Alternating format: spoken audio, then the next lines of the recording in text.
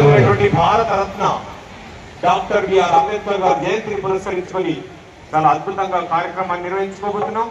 జై బాపు, జై భీమ్, జై సంవిధానం చేసినటువంటి మిత్రులందరూ కూడా ఎవరు కూడా ఎండ తీవ్రత ఎక్కువగా ఉంది, దయచేసి మీరు మీ సీట్లలో ఆశీర్వాదం కావాల్సిందిగా కోరుతా ఉన్నాం.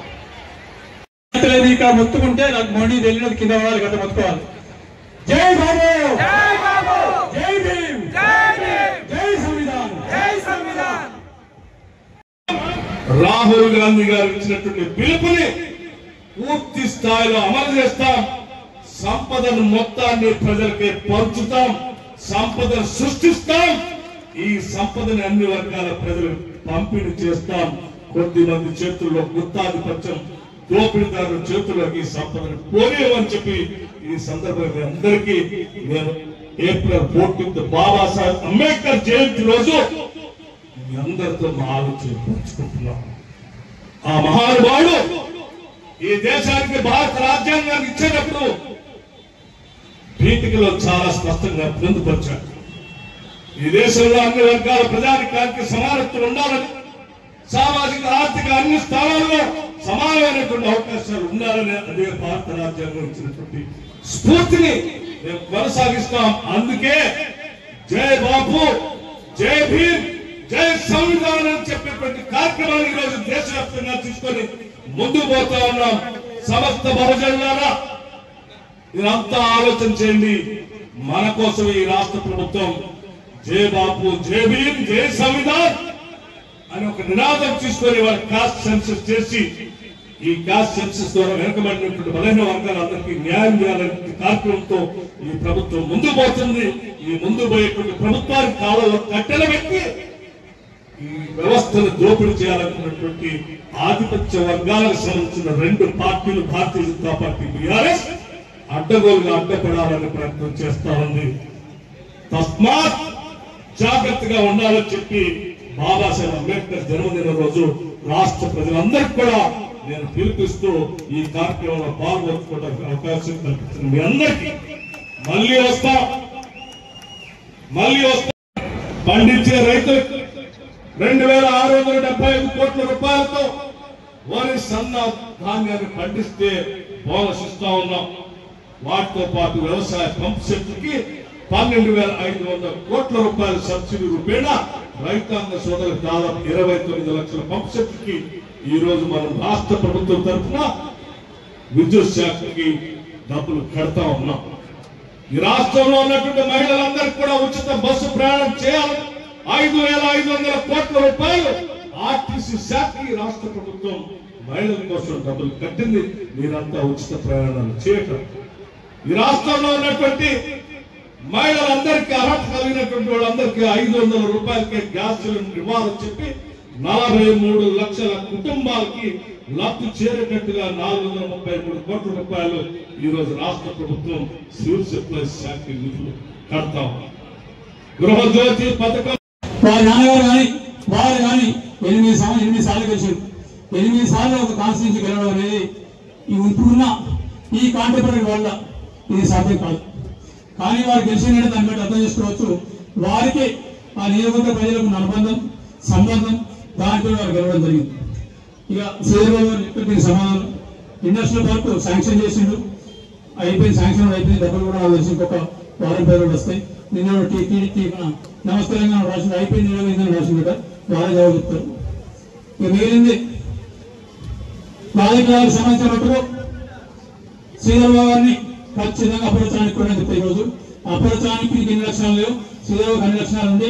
ఇవాళ అసెంబ్లీని కానీ ప్రభుత్వాన్ని కానీ ఇద్దరు కలిసి మీద చేసుకొని ముఖ్యమంత్రితో పాటు నడిపిస్తారు. వాళ్ళకి ఎన్ని వాళ్ళు ఎంత చెప్పినా తక్కువని సమయం లేదు కాబట్టి ఎక్కువ చెప్పకుండా మంచిర్యాల ప్రజలు, మంచిర్యాల కార్యకర్తలు, మంచిర్యాల నాయకులు ఏదైతే రాజు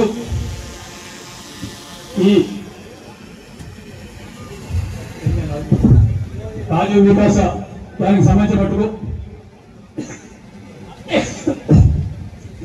మా మంచిర్యాల నియోజకవర్గంలో ఇప్పటికే అయ్యా ఆర్థికంగా ఒక్కసారి మరి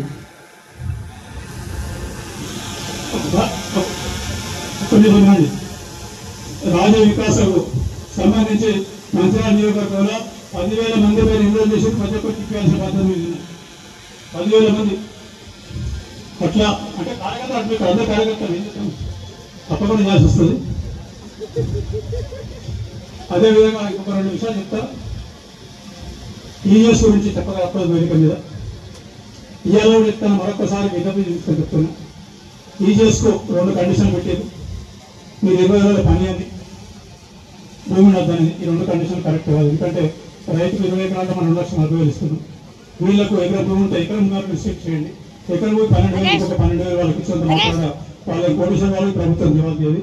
దాని దృష్టి పెట్టుకుని దాని ద్వారా 17 లక్షల మంది లాభపడతారు. 15 లక్షల మంది అంటే 17 2 34 లక్షల మంది, దాదాపు 40 లక్షల మంది మనకు కృతజ్ఞత జీవితకాలం ఉంటారు. కాబట్టి అదొకటి మీరు మన్నించి ఎట్లా చేయాలని చెప్తూ మిగిలిన ఇంద్రమ్మ విషయానికి మీరు 3,000 ఇస్తారు, 4,000 దానికి అవేస్ట్ కాదు.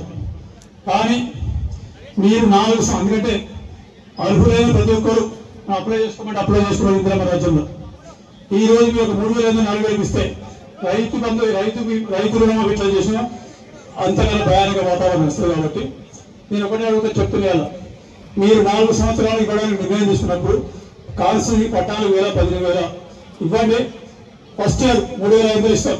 వాళ్ళకి పూర్తి పూరెస్ట్ పీదాలకు ఇస్తాం.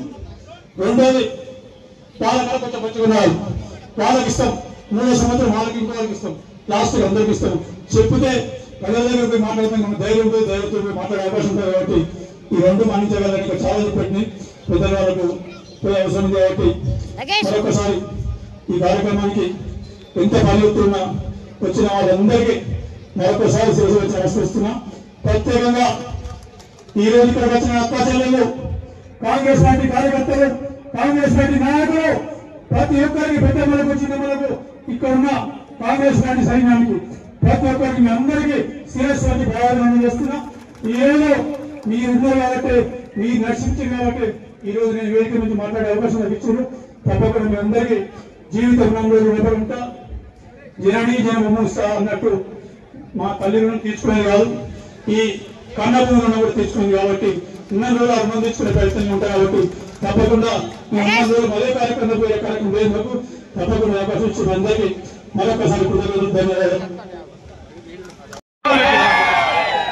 గౌరవ సహచరులు పెద్దలు ప్రేమ్ సాగర్ రావు గారి నాయకత్వంలో ఈ రోజు జరుగుతా ఉన్న జై బాబు జై భీమ్ జై సంవిధాన్ కార్యక్రమ భాగంలో భాగస్వాములైతా ఉన్న మా అక్కలు చెల్లెలు అన్నలు తమ్ముళ్ళు, ముఖ్య అతిథిగా విచ్చేసిన గౌరవ డిప్యూటీ చీఫ్ మినిస్టర్ గారు భట్టి విక్రమార్క గారికి, జిల్లా కాంగ్రెస్ అధ్యక్షులు సోదరిమణి సురేఖ గారికి, మా సహచర గౌరవ శాసన సభ్యులు బొజ్జి గారికి, ఈ పార్లమెంటు నియోజకవర్గ ఈ జై భీమ్ జై బాపు జై సంవిధాన్ కార్యక్రమానికి కన్వీనర్ గా వచ్చిన సంతోష్ గారికి, మున్సిపల్ చైర్మన్ గారికి, వివిధ స్థాయిలో మండల కాంగ్రెస్ అధ్యక్షులు, గ్రామ శాఖ అధ్యక్షులు, యువజన కాంగ్రెస్, ఎన్ఎస్సిఐ, మహిళా కాంగ్రెస్, ఎస్సీ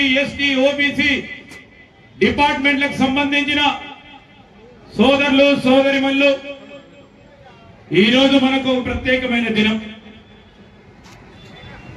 భారత రత్న బాబాసాహెబ్ అంబేద్కర్ గారి జయంతి. ఈ జయంతి సందర్భంలో వేలాది మందిని ఇక్కడికి పిలిచి ఒక సందేశాన్ని ఇవ్వాలని ప్రేమ్ సాగర్ రావు గారు ఓ గొప్ప ప్రయత్న భాగంలో డాక్టర్ బాబాసాహెబ్ అంబేద్కర్ గారి ఆశయాలని, వారి ఆలోచనని, వారు చూపెట్టిన బాటలో నడపాలని ఈ నియోజకవర్గానికి సంబంధించిన కాంగ్రెస్ పార్టీ కార్యకర్తని, నాయకుడిని సమానవేత్తం చేయాలని ఒక ఆలోచన దృక్పథంతో వేలాది మందికి తెరలి రావడం జరిగింది. దాదాపు నెల రోజుల నుంచి ఈ జై బాపు జై భీమ్ ఈ జై సంవిధాన్ మన రాజ్యాంగం ఈ కార్యక్రమ భాగంలో ప్రతి ఒక్కరు ప్రతి గ్రామంలో ఇంటింటికి పోయి ఈ రోజు మన రాహుల్ గాంధీ గారు, మన అధ్యక్షులు మల్లికార్జున్ ఖర్గే గారు, సోనియా గాంధీ గారి నేతృత్వంలో రాజ్యాంగానికి సంబంధించిన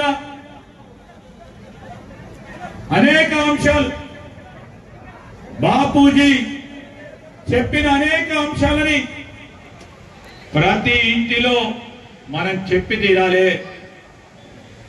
ఈరోజు రాజ్యాంగాన్ని బలహీనపరిచే విధంగా చేస్తా ఉన్న ప్రయత్నాలను అడ్డుకోవాలి. ఒక ప్రక్కన బీజేపీ నాయకత్వం, బీజేపీలో ఉన్న మరి హోంమంత్రిగా ఉన్న పెద్దలు రాజ్యాంగం విషయంలో, అంబేద్కర్ గారి విషయంలో ఏ విధంగా మాట్లాడటం జరిగింది, చులకనగా మాట్లాడటం జరిగింది. బలహీనపరిచే కార్యక్రమం జరుగుతా ఉన్న సందర్భంలో ఒక జాతీయ పార్టీగా, స్వాతంత్ర ఉద్యమంలో పాల్గొన్న పార్టీగా, బాపూజీ గారు ఇచ్చిన ఆదేశాలను నడిచిన పార్టీగా, రాజ్యాంగ రూపకల్పైన అంబేద్కర్ గారిని ఆనాడు కాంగ్రెస్ పార్టీ ప్రభుత్వ హయాంలో రాజ్యాంగాన్ని నిర్మాణం చేయాలని ఒక మేధావి మరి డాక్టర్ బాబాసాహెబ్ అంబేద్కర్ గారి అధ్యక్షన చేసిన కార్యక్రమాలు ఎక్కడ కూడా ప్రపంచంలో మన భారతదేశం పట్టం ఉన్నంత వరకు ఈ ప్రపంచ దేశాల్లో అగ్రగామిగా ముందుకు పోవాలని చేస్తా ఉన్న సందర్భంలో మరి వీరు బాపూజీ గాని అంబేద్కర్ గారు గాని వారి ఆలోచన విధానాన్ని ఇంకా పెద్ద ఎత్తున ముందుకు తీసుకెళ్లాలనే ఆలోచన చేస్తూ రాష్ట్ర ప్రభుత్వం తరఫున గౌరవ ముఖ్యమంత్రి రేవంత్ రెడ్డి గారు గాని, గౌరవనీయులు డిప్యూటీ చీఫ్ మినిస్టర్ బట్టి విక్రమార్క గారు కానీ ఈ రోజు మనం అందరం చూస్తా ఉన్నాం. దళిత సోదరులకి సంబంధించి గత ప్రభుత్వం, గత కాంగ్రెస్ పార్టీ ప్రభుత్వ హయాంలో ఎస్సీ ఎస్టీ సబ్ ప్లాన్ తీసుకొస్తే మొట్టమొదటిసారి దేశంలోనే ఒక కొత్త కార్యక్రమాన్ని ఎస్సీ ఎస్టీ సబ్ ప్లాన్ తీసుకొస్తే అంబేద్కర్ గారి ఆలోచన మేరకు ఈ రోజు మళ్ళా తిరిగి కాంగ్రెస్ పార్టీ ప్రభుత్వం తెలంగాణ రాష్ట్రం ఏర్పడ్డ తర్వాత మొదటిసారిగా వచ్చిన తర్వాత ఏం చేసింది? ఆ దళిత సోదరులు వేచి చూస్తా ఉన్నా ప్రధానమైన కార్యక్రమం కేటగరైజేషన్ చేసి ఈ రోజు చట్టాన్ని తీసుకొచ్చి దేశవ్యాప్తంగా దిక్సూచిగా నిలబడ్డ మొట్టమొదటి కాంగ్రెస్ పార్టీ ప్రభుత్వం ఇది తెలంగాణలో ఏర్పడ్డది. రాహుల్ గాంధీ గారి ఆలోచన మేరకు ఈ రోజు ఓబీసీలకు సంబంధించి, ఇతర వర్గాలకు సంబంధించి జనగణన చేయాలని ఒక దృఢ నిశ్చయంతో జనగణన చేసి రాబోయే కాలంలో ఓబీసీలకు సంబంధించి ఈరోజు అన్ని వర్గాలకు సంబంధించిన ప్రజానికానికి న్యాయం చేయాలి అనే ఉద్దేశంతో జనగణన కార్యక్రమాలు చేయటం జరిగింది. ఇవన్నీ మేము చేస్తా ఉన్నాం. ఏమి చేశారు కాంగ్రెస్ పార్టీ ప్రభుత్వం? ఒక సంవత్సర కాలంలో 10 సంవత్సరాల కాలం పాటు చేయలేని అనేక అంశాలు నేను సూచాచాయిగా చెప్తా. ఈరోజు రాసుకోండి, బీజేపీకి సంబంధించిన వారు, టిఆర్ఎస్ సంబంధించిన వారు ప్రతిరోజు విమర్శ చేసేవారు. ఒక్క సంవత్సరంలో రాజకీయ చిత్తశుద్ధి ఉంటే ఏం చేయగలుగుతామో ఈ రోజు ముఖ్యమంత్రి రేవంత్ రెడ్డి గారు గాని, బట్టి విక్రమార్క గాని, సహచరం మంత్రివర్గ సోదరులు గాని ఈ రోజు మేము చెప్తా ఉన్నాం. మహాలక్ష్మి